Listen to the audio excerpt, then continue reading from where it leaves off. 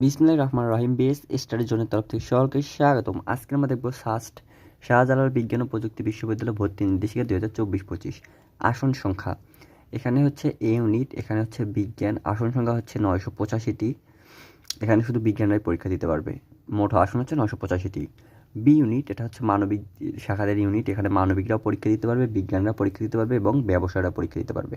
এখানে হচ্ছে মানবিকদের জন্য রয়েছে 284টি আসন, তারপর বিজ্ঞানদের জন্য রয়েছে 215টি আসন এবং ব্যবসায়ীদের জন্য রয়েছে 82টি আসন। মোট হচ্ছে 581টি আসন।